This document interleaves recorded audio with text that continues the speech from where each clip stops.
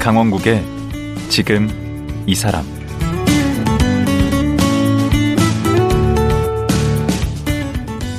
안녕하세요. 강원국입니다. 사람에 대해서든 일에서든 알게 되면 보이고 보이면 관심을 갖게 되고 그러다 훅 빠져들어서 사랑도 하게 되고 그 분야 전문가가 되기도 하는데요. 부산대학교 사회교육과 곽한영 교수는 자타가 공인하는 배구 덕후입니다. 배구와 인연을 맺게 된 것은 정말 우연이었다고 하는데요. 이제는 배구 팬에 그치지 않고 배구 가이드북, 배구 사랑에 빠지는 순간이란 책까지 출간했습니다. 곽한영 교수 만나보겠습니다.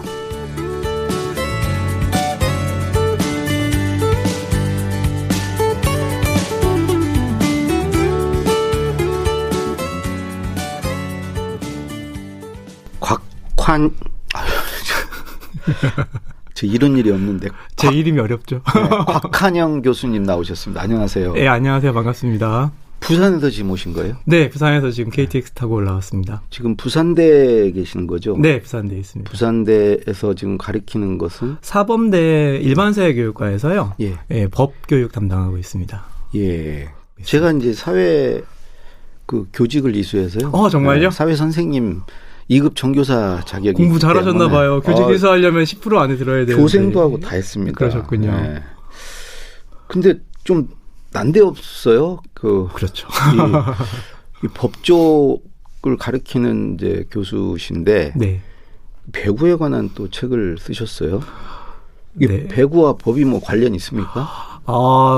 직접적으로 관련이 있다고 하긴 좀 어려울 것 같고요. 개인적으로? 예. 사실은 좀 여러 군데에 이런저런 여러 가지 문제들을 좀 관심이 많은 편이에요. 고전 명작 뭐 이런 거에 초판본에 얽힌 이야기들을 쓴 뭐 그런 책도 쓰고 했었거든요. 그 좀 유명한 책 아닙니까? 피터와 앨리스와 푸의 여행이라는 예. 그 명작 동화의 뒷얘기를. 네, 명작 동화와 그리고 이제 그 저자들의 뒷얘기를 같이 이렇게 엮어가지고 이해를 하면 우리가 어렸을 때 생각한 것과는 다른 그 작품의 실제 모습 같은 게 좀 보이거든요. 대표적으로 뭐 하나만 좀 소개해 주시면. 글쎄요. 마크 트웨인 좀 말씀드리면 어떨까 하는 생각이 드네요. 마크 트웨인 재밌죠. 예. 어렸을 때 마크 트웨인의 원래의 꿈은 뭐였냐면은 그 미시시피 강가에 살았는데 제일 멋있는 직업이 이렇게 증기선, 배 타고서 쫙 이렇게 운전하는 그 사람들이 제복 입고 사잖아요. 그렇죠. 그걸 너무 하고 싶었던 거예요. 그래서 마크 트웨인이 그게 되려면 보조를 먼저 해야 돼요. 보조가 어떤 거냐면 강에 보면 모래가 쌓이지 않습니까? 배가 모래 위에 올라앉으면 위험하거든요. 그렇죠. 배 앞에서 장대로 이렇게 물 깊이를 재면서 수심을 재는 그렇죠. 거구나. 그거 하는 일이 보조인데 그 사람들이 제일 좋아하는 게 사람의 키 2배 정도 되는 그 깊이가 제일 안전하대요. 그게 마크 트웨인이에요. 2개. 사람 2개만큼의 길이. 그러면은 기분 좋은 거죠. 이제 배 안전하게 갈 수 있어. 해가지고 그걸 자기의 필명으로 삼아가지고서 했었거든요. 그래서 마크 트웨인은 그런 식으로 뭐 금도 캐겠다고 떠돌아다니고 뭐 하다가 잘 안 되니까 그 서부에 가서 거기에서 신문사에서 그 좀 유머러스한 그런 글들을 써요. 그렇게 하다가 인기를 얻게 되니까 강연도 다니고 그렇게 하다가 이제 당시에 어린이 소설이 막 유행하는 시기였었거든요. 뭐 이상한 나라의 앨리스라든지 뭐 작은 아씨들이라든지. 그래서 나도 어린이 소설을 써가지고 뭔가 좀 돈을 벌어봐야 되겠다. 이제 이런 생각을 한 거죠. 그 자기가 동화 작가라는 건 좀 싫어하지 않았어요? 동화 작가가 그렇게 아니었어요. 불리는 걸? 그게 문제였어요. 마크 트웨인은 동화 작가라고 생각을 안 했기 때문에 동화 작가라고 생각했었으면은 말도 좀 곱게 하고 했을 텐데 마크 트웨인은 어디까지나 책을 많이 파는 게 목적이었기 때문에 최대한 재밌게 쓰기 위해서 자기 어렸을 때의 어린 시절 이야기를 그대로 쓰면서 그러니까 여기 지금 라디오에서 말을 하기 좀 그렇지만 좀 막말 비슷한 것도 그렇죠. 막 쓴 거죠. 그렇죠. 그걸 그대로 썼습니다. 대표적인 이제 톰 소여의 모험. 맞습니다. 마크 트웨인 작품. 톰 소여의 모험에 보면은 거기 이제 인전조라는 표현이 나와요. 전 어렸을 때 그게 오타라고 생각했었거든요. 근데 이제 인디언에 대해서 비하하는 표현이거든요. 이제 그런 것들을 이제 그대로 써가지고 하니까 일단 대중들은 열광하는데 이제 이 좀 식자층이라든지 이런 데서는 이 책 이게 뭐냐 해가지고 금서 목록에 들어가기도 하고 그랬었죠. 그래서 마크 트웨이는 그런 소설로 좀 상당히 대중적으로 성공을 거두었다가 나중에 평가가 바뀌는 게 재밌는 게 뭐냐면 1950년대 이후가 되니까 미국의 뿌리를 찾겠다라고 생각하는 사람들이 당시에 실제 사람들이 어떤 말투를 썼고 어떻게 생활했고 이런 걸 보기에 톰 소여의 모험 같은 책이 너무 좋은 거예요. 그 막 꾸며서 쓰고 이런 게 아니니까. 그래서 미국을 대표하는 문학으로 재평가가 된 재밌는 사례입니다. 예. 이 책에 보면 또 안데르센에 대해서도 이렇게 얘기를 많이 했어요. 네네네. 제가 그 책을 썼더니 그 동심 파괴 책이다. 지금 얘기하신 분들이 많았는데 제일 충격적이었던 게 안데르센 관련된 글이었던 것 같아요. 안데르센은 자기가 자서전을 3번 했습니다. 자기 자서전을. 예. 그리고 이제 거기에 보면은 이제 뭐 아주 인자했던 어머니와 그리고 할머니가 어렸을 때부터 계속 이제 그 민간 설화 같은 거 얘기해 주시고 뭐 그래가지고 내가 그 이야기들을 어려서부터 들으면서 내가 나중에 커가지고 이거를 글로 쓰게 되었다 뭐 이런 식으로 이제 얘기를 하고 있는데 이제 충격적인 거는 그게 다 좀 진실하고 좀 거리가 있다라는 거죠. 예. 좀, 라디오에서 이 얘기해도 괜찮은지는 잘 모르겠습니다. 그런 얘기 좋아해요. 그렇습니까? 예. 원래는, 어머니는 이제 매춘부였고요. 예. 그리고 그 아버지가 이제 누구인지 잘 알 수 없는 상황이기도 했고, 이제 할머니는 정신병이 좀 있으셔가지고, 예. 그런데 안데르센은 아마 어렸을 때부터도 키도 크고, 근데 되게 못생겼는데. 맞습니다. 못생겼습니다. 키도 크고 못생긴 애가 약간 집안도 이 부모님들이 가까이 하지 말라고 할 만한 집안인데 얘가 이야기를 지어내는 걸 너무 좋아하는 거예요. 좋아해가지고 집에서 사실 뭐라고 놀았냐면은 엄마가 일 나가면은 자기 혼자서 엄마의 앞치마 같은 걸 가지고서 이야기를 막 지어내가지고서 어릴 때 그렇게 다 놀죠. 근데 조금 정도가 심한 거죠. 혼잣말을 막 하고 이야기 막 지어내서 여기까지만 했었어도 강호 선생님 말씀하신 것처럼 다들 그렇지라고 생각할 수 있을 텐데 얘가 그걸 들고 골목으로 나가요. 길거리 다니는 사람들 붙잡고서 얘기를 하는 거예요. 내가 사실은 귀족의 자제인데 여기 지금 납치돼가지고 와있다. 뭐 이런 식이라든지 왕자와 거지야? 뭐 그런 식으로 원래 이야기를 왕자였는데 거지된 거예요? 지어내가지고 하다 보니까 그것도 안데르센 동화죠? 아니다. 왕자와 거진 찰스 디킨스가 지은 얘기였어요. 내가 좀 아는 찰레다가 그럼 비슷한 책 얘기도 많이 있습니다. 예. 그럼 어떻게 죽어요, 안데르센이 나중에는? 그래서요. 안데르센이 그러니까 주변에 어렸을 때 그랬던 것처럼 자기는 작가로서는 되게 성공을 하게 되는데 주변에 사람들이 별로 없어요. 자기가 아주 제일 친하게 지냈었던 친구가 한 명 있는데 나중에는 자기가 몸도 안 좋고 암에 걸리거든요. 몸도 안 좋고 경제적으로도 상황이 안 좋아지고 하니까 그 집에 얹혀 살다시피 해요. 근데 더 좀 그랬던 거는 뭐였냐면은 두 사람이 이제 부부니까 친구들 부부니까 죽고 나면은 두 사람이 같이 이제 무덤을 할 거 아니에요. 나란히 할 거 아닙니까? 부부니까. 예. 안데르센이 내 무덤도 그 옆에 써주면 안 돼. 같이 들어가겠다 한 겁니다. 눈치가 없네 좀. 눈치가 없는데 아마 그 친구가 되게 좋은 사람이었던가 봐요. 뭐 그러라 그래요. 그러라 그래가지고 무덤에 이제 들어가게 되는데 후손들이 봤을 때는 좀 아니었겠죠. 그래서 안데르센 묘만 남기고 두 사람 묘를 옮깁니다. 근데 이제 그 얘기 듣다 보면 이제 본론에 들어가지 못하는데 오늘 이제 배구 관련 책을 또 쓰셨잖아요. 네네네. 그 제목이 배구 사랑에 빠지는 순간 이런 책인데 저도 이제 우리 교수님을 이렇게 쭉 보면서 이렇게 어떻게 또 배구에 또 관심을 갖고 이렇게 이런 책까지 쓰셨나? 예. 배구를 본인이 잘 하십니까? 아닙니다. 전혀 잘하는 건 아니고. 예. 사회인 배구 같은 걸 하거나 그런 건 아니고요. 기억하실지 모르겠는데 그 백구의 대제전 이거 할 때에 고려증권팀이 있었어요. 장윤창. 맞습니다. 돌고래 서브, 스파이크 서브로 유명했던. 그분이 스파이크 서브를 최초로 한 분이잖아요. 그렇죠. 네. 우리나라에서는 장윤창 선수가 그리고 당시에는 지금과 같은 랠리 포인트 시스템이 아니기 때문에 굳이 그렇게 위험한 그러니까 실패할 가능성이 있는 서브를 할 필요가 없었는데도 불구하고 하셨다는 게 대단한 부분이죠. 그러니까 스파이크 서브라는 게 뛰어 올라서 이렇게 위에서 그렇죠. 아래로 꽂는 스파이크 서브를 스파이크를 하듯이 서브를 하는 거니까 네트에 걸리거나 나갈 위험성이 크거든요. 그렇죠. 예. 그런데도 그거를 하신 게 저는 어떤 의미에서는 배구의 발전의 한 단계 발전을 하는 데 있어서 되게 큰 역할을 하신 게 아닌가 하는 생각이 들기도 해요. 근데 장윤창 선수도 훌륭했지만 결정적으로 제가 고려증권 팀을 응원하면서 했었던 결정적인 계기는 IMF 때였었어요. 예. 원래 고려증권팀이 그렇게 재정 지원이 그렇게 여유 있는 그런 팀은 아니었었는데 그래도 성적이 꾸준히 좋았었거든요. 나중에 이제 들어온 현대자동차 서비스라든지 아니면은 삼성화재라든지 이런 팀에 비하면은 재정적으로 딸리는데도 불구하고 선수들이 좀 악으로 깡으로 이겨내는 이런 거였었는데 IMF 때 97년 이쯤 해가지고 고려증권이 망해버려요. 그렇죠. 고려증권이 회사가 망해버립니다. 망하는데 고려증권 선수들은 그래도 우리가 배구를 좀 잘하면 다른 회사에서 우리 인수해주지 않을까 하는 마음으로 96년, 97년 이렇게 시즌 동안 여관방을 막 전전하면서 그 선수들이 사비로 경기에 막 뛰어요. 정말 눈물 없이 볼 수 없는. 그리고 고려증권을 응원하러 왔던 사람들이 넥타이 부대들이었거든요.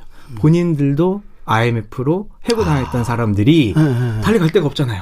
그러니까 배구장에 와서 자신들을 이렇게 투영해가지고 고려증권을 막 응원하고 그랬던 거죠. 근데 그 상황, 그런 열악한 상황에서도 96년에는 우승을 했고 97년 마지막 시즌에도 3위까지 해요. 그러니까 할 수 있는 거의 최대한을 다 했다고 볼 수 있는데도 불구하고 최종적으로는 해체가 됐죠. 좀 그 과정을 보면서 안타깝기도 하고 사람이 이렇게 열심히 살아도 해피엔딩으로만 끝나진 않는구나. 이런 생각이 들기도 하고 여러 가지 만감이 교차했어요. 그럼 그때가 몇 살 때 뭐 하실 때예요? 제가 그때 막 이제 취업을 할 타이밍이었었거든요. 제가 IMF 세대입니다.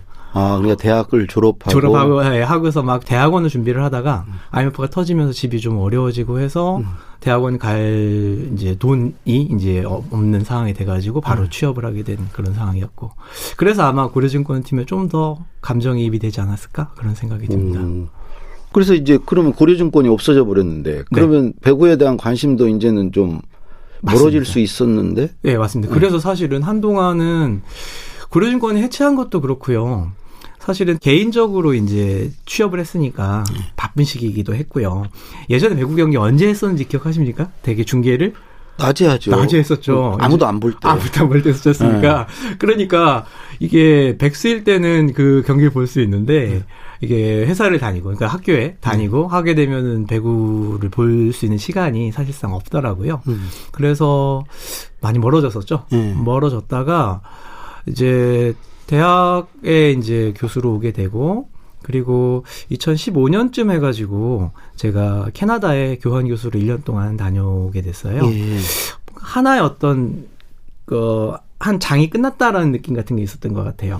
그래서 다녀와서 우연히 이제 논문을 쓰거나 공부를 하거나 이렇게 할 때는 이 외로운 작업이니까 강홍 선생님도 혹시 그런 경험 있으신지 모르겠는데 뭔가 화이트 노이즈가 좀 필요해요. 옆에서 백색 소음. 맞습니다. 그 카페에 가면 되는데. 카페보다도 나는 못 움직이고 책상에 묶여 있으니까 나 대신 누가 좀 띄워주고 그래서 인터넷 같은 데서 중계를 해주는데 그 소리를 조그맣게 꺼놓습니다. 꺼놔요. 화면만 나오게. 화면만 나옵니다. 그럼 소음이 없는데? 시각적 소음. 그랬는데 영어로 하면 거의 저는 그냥 소음인데 들리질 않아요. 그런데 인터넷 중계창을 이렇게 보다 보니까 여자 배구 중계가 있는 거예요. 그래가지고 뭐 어차피 이렇게 잘 보지도 않으니까 틀어놓고 있자 하고서는 틀어놓고 보다가 계속 이제 그걸 들여다보게 된 거죠. 여자 배구여서 본 거 아니에요? 이제 아니라고 말씀드리기 좀 어렵긴 합니다만. 저도 관심이 가던데 여자 배구는. 그게 약간 그런 생각이 들었던 것 같아요. 제가 처음 기억하는 그 장면은, 현대건설팀에 지금 있는 고예림 선수가 여신, 배구 여신. 밀가루 여신으로 불리우는 선수입니다. 밀가루 같이 하얗다고 그래서. 하였습니다. 밀가루. 예. 배구 여신이죠. 예. 그 선수가 기량도 훌륭하고 하긴 한데 저는 그때 조금 기량을 본 건 아닌 것 같아요. 왜 그러십니까? 예, 진짜 잘합니다. 레프트로서 잘하는 선수인데. 네. 고예림 선수가 눈에 들어왔구나. 네, 왜 그랬냐면 어떻게 이 운동선수가 저렇게 할 수가 있지라는 게 처음에 놀라운 일이었고, 예. 근데 그렇게 아무 생각 없이 또 보다 보니까 땀을 흘리면서 선수들이 막 뛰어다니는데, 너무 건강해 보이는 거예요.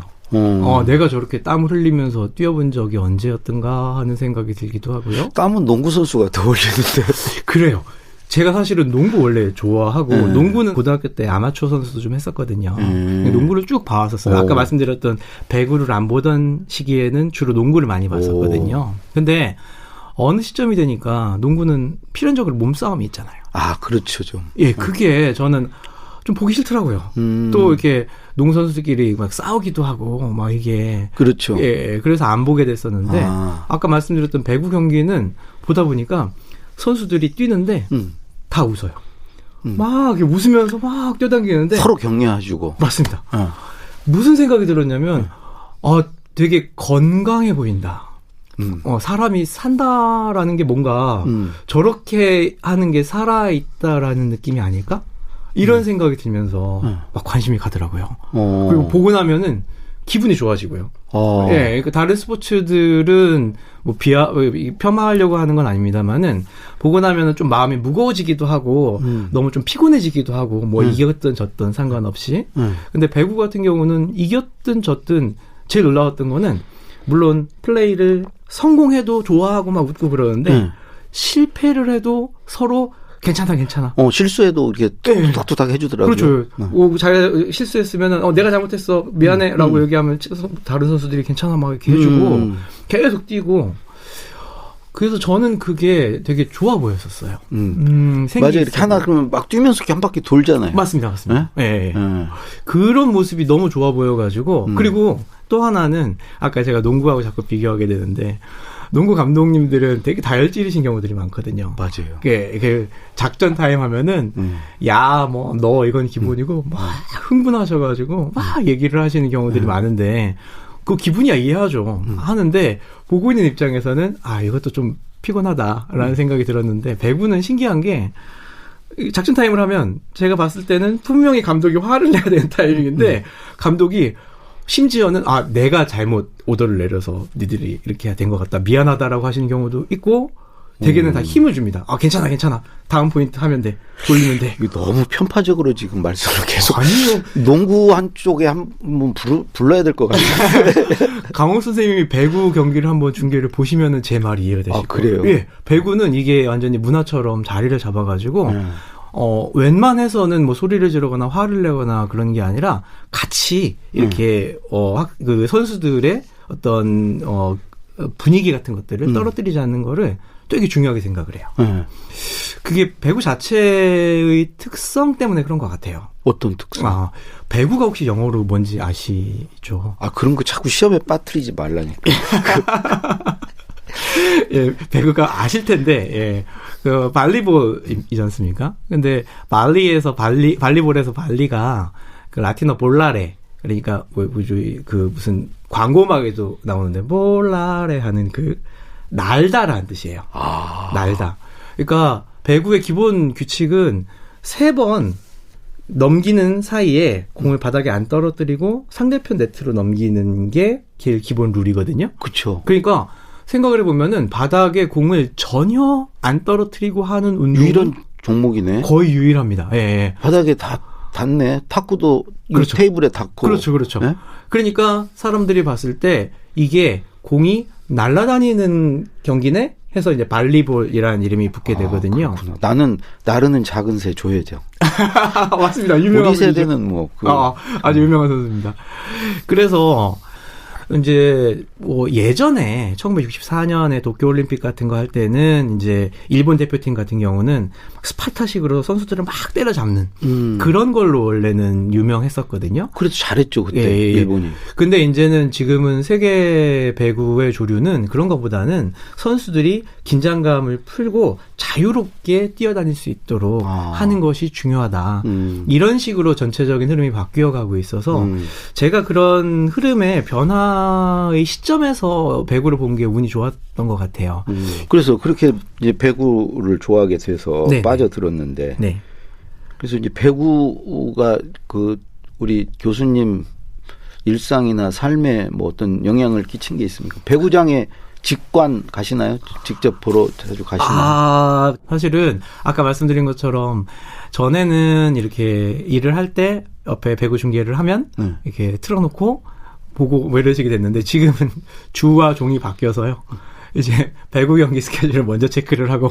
그러면 거의 다 보세요? 거의 다 보는 것 같습니다. 요즘이 뭐 V리그인가? 그렇습니다. V리그입니다. V리그라고 하죠. 옛날 백구의 대제전이. 그렇죠. V리그. 예. 그러니까 V리그를 다 챙겨서 보시나? 예, 거의 다 챙겨서 보게. 여자 배구만 보는 거죠. 남자 배구 안 아닙니다. 보시고. 남자 배구 다 봅니다. 시간대가 다르기 때문에. 남자 배구도 봐요? 예, 남자 배구 다 챙겨서 봅니다. 예전에는 남자 배구를 더 많이 봤었는데 네. 요즘은 여자 배구 쪽. 왜 그래요? 근데 왜 요즘엔 여자 배구를 주로 보세요? 그게 남자 배구 선수들의 어떤 뭐 테크닉이라든지 이런 부분들이 너무 파워풀하잖아요. 예, 파워풀한데 한 방에 끝나버리는 거예요. 예, 서브가 일단 너무 랠리가 없구나. 그렇죠. 한 방에 땅 때려버리면은 끝나버리니까 이게 직관 가서 봤을 땐 진짜 멋있습니다. 막 선수들이 3m 막 이렇게 이상으로 뛰어오르고 팔 높이까지 계산을 하면 그래서 볼 때는 막 그런데 TV 중계화면으로 봤을 때는 그게 그렇게까지 잘 안 느껴지거든요. 그러니까 중계 보는 사람들 입장에서는 공 한번 땅 때리면은 끝나버리면 좀 재미가 없는 부분이 있죠. 그러면은 또 에이스 한두 선수한테 다 몰리는 측면도 있어요. 여자 배구 같은 경우는 공이 계속 오가는 예, 랠리. 그 랠리가 길어지는 건 메가 랠리라고 그러거든요. 그거를 보다 보면 이제 막 긴장감도 생기고 또 좀 에이스가 없는 팀이라 할지라도 끈질기게 계속 수비를 하면 요 수비를 명칭도 재밌어요. 디그라고 그러거든요. 디그가 땅을 파다라는 뜻이잖아요. 떨어지는 공을 바닥에서 파내듯이 긁어 올리는 거예요. 그렇게 해서 공이 오락가락 하는 걸 보면은 뭐 이렇게 막 감탄이 나오고 그러는 거죠. 그러다 보니까 여자 배구의 인기가 더 높아지는 거 아닐까 그런 생각이 저는 듭니다. 네. 근데 이제 그 배구를 이렇게 보시기만 하는 게 아니고 이제 그것에 관해서 이제 글을 쓰셨어요. 네네. 어디에다가 언제부터 이렇게 글을 쓰셨습니까? 제가 평생 가지고 있는 생각 중에 하나가 아는 만큼 보인다라는 거거든요. 그 유영준 선생이 맞습니다. 그래서 처음에는 그냥 배구 경기를 보다가 점점 이제 궁금해지는 거예요. 이제 배구 자체에 대해서도 궁금해지고 선수들에 대해서도 저 선수는 어떤 배경을 가지고 있는 선수일까? 또 어떤 그 사정을 거쳐서 이 팀에까지 오게 되었을까? 이런 것들을 이제 인터넷에서도 자료를 찾아보고 이제 유튜브에서도 찾아보고 하면 이게 참 달라요, 선생님. 그게 그냥 볼 때는요. 6명 선수가 이게 점이 찍혀 있는 것처럼 보이는데 선수들 각각의 사정들을 알고 나면 선수 한 명 한 명이 보이기 시작해요. 그러니까 우리는 공만 보는데 그렇죠. 교수님은 사람을 보는구나. 예. 저 선수가 어떤 사정이 있는데 다르겠네. 저 선수가 얼마나 어렵게 부상해서 회복해갖고 했는데 잘했으면 좋겠다 뭐 이런 마음들이 있잖아요. 한 번은 어떤 일이 있었냐면은 GS 칼텍스라는 팀에 김유리라는 센터 포지션의 선수가 있어요. 좀 그 팀에서 제일 연장자에 속하는 선수였었고 여러 가지 우여곡절을 많이 겪었던 선수였었어요. 그러니까 뭐라 그럴까 하이라이트를 거의 못 받아본 그런 선수였는데 그 어떤 경기에서 좀 잘해가지고 제일 잘한 선수가 경기 끝나고 난 다음에 이제 수훈 선수 인터뷰 방송에서 하거든요. 네, 마지막에 하죠. 예. 근데 그 인터뷰를 해야 하는 이 해설자도 선배니까, 배구 선배니까 막 펑펑펑펑 울고, 예. 그 인터뷰를 하는 선수도 울고, 그리고 원래 이 인터뷰를 할 때는 다른 선수들은 이제 몸 풀고 이제 정리하고 이래야 되는데, 우리 유리 언니가 여기 처음으로 평생 처음으로 이 수훈 선수 인터뷰한다고 그러니까 감독 포함해서 다 앞에 와서 한 마음으로 축하해 주는 거예요. 축하해주고 울고 막 이랬거든요. 우리는 막 질투하고 그러는데. 그죠. 근데 그걸 보고서 제가 마음이 막 이렇게 울컥했는데 이거를 아는 사람만 내용을 알고 그렇겠네요. 다른 사람들은 저 사람들 왜 우나 할 거 아니에요. 그래가지고 그 뒷얘기를 한번 글을 페이스북에 좀 길게 쓴 적이 있었어요. 저랑 비슷한 마음 가지셨던 분들이 많이 있었나 봐요. 왜 우는 걸까? 저 뒤에 어떤 사연이 있었을까? 하고 궁금하신 분들이 많았는데 그걸 보고서 이제 알게 되니까 그 글이 많이 공유가 됐었어요. 공유가 되고 많은 분들한테 알려지다가 그게 어떻게 하다 보니까 또 구단 측에도 알려지게 됐나 봐요. 그래서 구단 측에서 저한테 그 글을 써달라고 요청이 와가지고 GS 칼텍스 이제 사보에 실리는 글도 이제 제가 청탁받아서 쓰게 되고 이렇게 저렇게 하다 보니까 점점 배구에 관련된 글을 좀 더 많이 쓰게 된 그런 계기가 된 것 같습니다. 그게 이제 이번에 쓴 그 배구 사랑에 빠지는 순간이란 책의 출발점이 됐네. 그 선수가. 사실은 그때는요. 네. 제가 책을 쓰겠다는 생각까지는 전혀 못했고요. 당연히 그렇겠죠. 예. 지금도 사실은 책을 쓴 게 잘한 일인지는 모르겠어요. 왜냐면은 제가 완전히 비전문가고요. 거기에 전문가들이 얼마나 많으세요. 근데 배구를 우리 교수님 같이 좋아하는 분들 굉장히 많을 거 아니에요. 그러니까요. 그런 분들이 얼마나 돼요? 몇 명이나 되는지 잘 모르겠습니다. 그래도 몇만 명 될 거 아니에요. 그 정도 되시겠죠? 그리고 그럼 책이 꽤 팔리겠는데? 그러진 않을 것 같고 잘 모르겠습니다. 그분들이 사도? 그랬으면 좋겠습니다. 그래서 그렇게 계속 배구에 관련된 글을 소소하게 쓰고 있다가 결정적인 계기는 작년 올림픽이었던 것 같아요. 도쿄 올림픽이었던 것 같습니다. 그 올림픽 얘기는 이제 본격적으로 다음에 들어야 될 것 같고요. 네. 아니 왜 그러냐면 제가 듣다 보니까 너무 재밌어서 내일 한 번 더 모시려고. 감사합니다. 그 감사할 일인가요? 부산에서 왔다 갔다 하는 게. 강욱 선생님 뵙게 되면 영광이죠. 참. 내일은 이제 본격적으로 이제 도쿄 올림픽 4강 신화에 대해서 여쭤보도록 하겠습니다. 더 잘 준비해 갖고 오겠습니다. 예, 오늘 말씀 고맙습니다. 감사합니다. 예. 그 배구가 좋아서 배구에 미쳐서 배구 사랑에 빠지는 순간이란 책을 출간한 부산대 일반사회교육과 곽한영 교수였습니다.